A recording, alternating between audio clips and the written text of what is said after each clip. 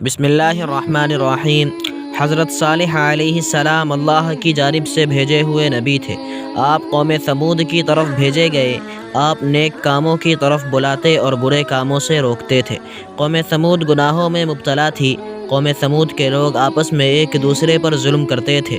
صالح علیہ السلام نے اپنی قوم سے کہا کہ کیا تمہیں قوم عاد کے بارے میں معلوم نہیں؟ ان کا انجام کس طرح عبرت ناک ہوا اور اللہ نے کس طرح انہیں سزا دی۔ قوم ثمود کا خاص پیشہ بھیڑ بکریوں کی پرورش اور تجارت تھی۔ قوم ثمود دولت سے مالا مال تھی اور جسمانی طور پر قوی بھی تھی۔ اس قوم کی اخلاقی حالت اچھی نہیں تھی۔ ذرا سی بات پر لڑ مرنے کے لیے تیار رہتے تھے۔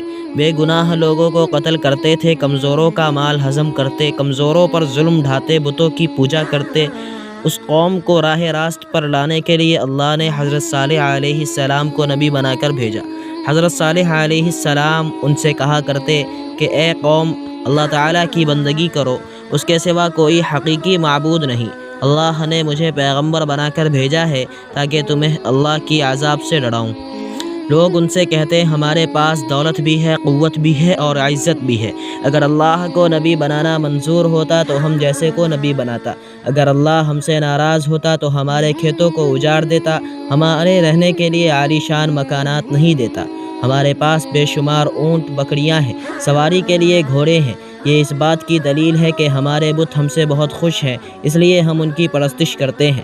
ہم یہ بات برداشت نہیں کر سکتے کہ تم ہمارے معبودوں کو برا بھلا کہو، ہمیں ان کی پرستش سے نہ روکو۔ ہم تو خوشحال ہیں، لیکن تمہاری بات ماننے والے مفلس اور غریب ہیں۔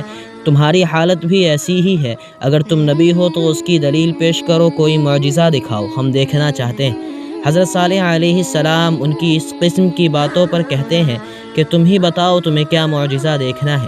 پھر کافر آپس میں مشورہ کرنے لگے کہ ان سے کسی قسم کا معجزہ طلب کرنا چاہیے۔ پھر سب نے اتفاق رائے سے کہا کہ تم ان پتھروں سے ایک اونٹنی پیدا کرو، اور اونٹنی بھی ایسی ہو کہ وہ ساتھ بچہ بھی دے اور ہم اس کا دودھ بھی پئیں۔ حضرت صالح علیہ السلام نے اللہ سے دعا کی، جلدی ہی دعا قبول ہو گئی۔ پتھروں کے اندر سے ایک اونٹنی نمودار ہوئی۔ اونٹنی بہت خوبصورت تھی۔ اونٹنی کے ظاہر ہونے کے بعد ہی اس جگہ گھاس اگائی اور ایک پانی کا چشمہ بھی جاری ہو گیا۔ اونٹنی نے گھاس کھائی، چشمہ سے پانی پیا، اسی ساعت کے اندر بچہ بھی جنا اور اونٹنی دودھ بھی دینے لگی۔ کافروں نے جو معجزہ طلب کیا تھا سب پورا ہوا۔ پھر حضرت صالح علیہ السلام نے اپنی قوم سے کہا کہ تم لوگ جو چاہتے تھے اللہ نے پورا کر دکھایا، کیا تم اب بھی اپنی ضد پر اڑے رہو گے؟ کافروں نے کہا کہ ہم ایمان نہیں لائیں گے، نہ آپ کی باتوں پر عمل کریں گے۔ کافر اونٹنی کو تنگ کرنے لگے۔ اونٹنی جب پیاس سے تڑپتی اور کنویں کے پاس جاتی تو اسے پانی پینے نہیں دیتے۔ بعد میں اونٹنی کو مارنے لگے۔ اس کا چلنا پھرنا دو بھر کر دیا تھا۔ وہ اذیت کے مارے کراہتی رہتی، لیکن کافروں کو رحم نہیں آتا۔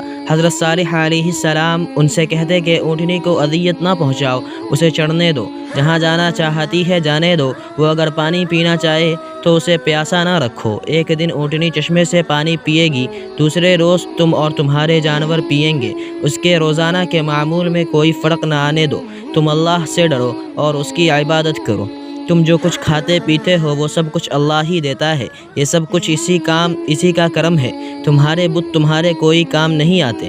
قوم ثمود باز نہ آئی، نہ حضرت صالح علیہ السلام کی باتوں پر عمل کیا۔ ایک روز اچانک حضرت صالح علیہ السلام کی اونٹنی کو قتل کر دیا۔ قتل کی خبر جب آپ کو ملی تو آپ صدمہ سے نڈھال ہو گئے۔ آپ کی آنکھوں سے آنسو جاری ہو گئے۔ پھر آپ نے اپنی قوم سے فرمایا عن قریب تم پر اللہ کا عذاب آنے والا ہے، تم اس عذاب سے نہ بچ سکو گے۔ اس کے بعد ہی آسمان پر بادل گرجنے لگے، پھر بجلی چمکی، اس کڑک اور گرج کی آواز سے پوری قوم ہلاک ہو گئی۔ جو لوگ آپ پر ایمان لائے تھے اللہ نے انہیں بچا لیا۔ جو لوگ اس تباہی سے بچ گئے وہ عرب کے مختلف علاقوں میں آباد ہو گئے۔ قوم ثمود کی تباہی اور بربادی کے آثار حجاز اور شام کے درمیان سامان عبرت کی نشانات چھوڑ گئے۔